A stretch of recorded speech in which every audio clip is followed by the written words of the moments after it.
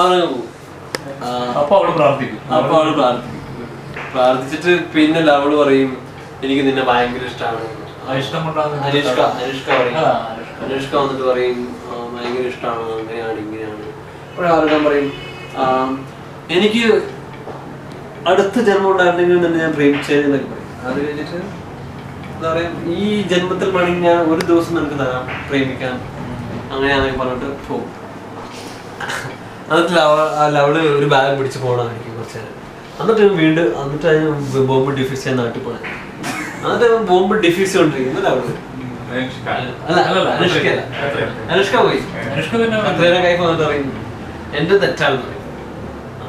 എന്നിട്ട് നമുക്ക് ഇനി കുഴപ്പമൊന്നുമില്ല, ജീസസ് എല്ലാം സെറ്റപ്പായി. കാരണം പറയും ഒരു ബോംബ് ഡിഫ്യൂസ് ചെയ്ത് അപ്പുറത്ത് വേറൊരു ബോംബ് കൂടി ഇട്ട് അതും കൂടി ഡിഫ്യൂസ് ചെയ്ത് നമുക്ക് പോകാം. അവിടെ വെയിറ്റ് ചെയ്യുമ്പോൾ ഷാർഖാൻ പോയിട്ട് ആ ബോംബ് ഡിഫ്യൂസ് ചെയ്യും. ആ ബോംബ് ഡിഫ്യൂസ് ചെയ്യുമ്പോൾ സംഭവിക്കില്ല.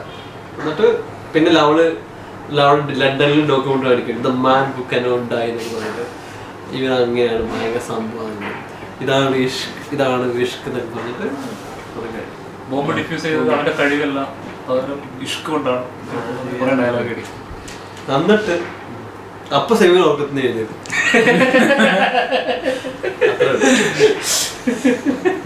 അതിന് മുമ്പ് ഇതിനിടയ്ക്ക് ഞങ്ങളുടെ സൈഡിൽ നിന്ന് ചേച്ചിമാർ കഴിഞ്ഞിട്ട് പോയി അപ്പുറത്തെ കുറെ കൊച്ചുകളൊക്കെ ബഹളം ഉണ്ടാക്കി പറയാം, ഞങ്ങൾ പോവാ പിള്ളേര് മുമ്പിൽ കളിയൊക്കെയാണ്.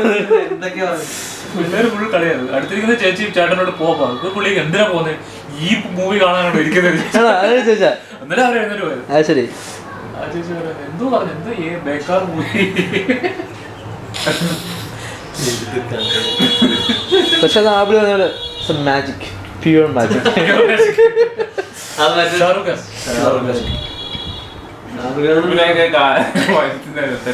എന്ത് കഥയാന്ന് പറയാൻ പാടില്ലെങ്കിലും അവസാനം ഒരു പാട്ട് മ്യൂസിക് കയറാന്നൊക്കെ. എനിക്കിഷ്ടമല്ല.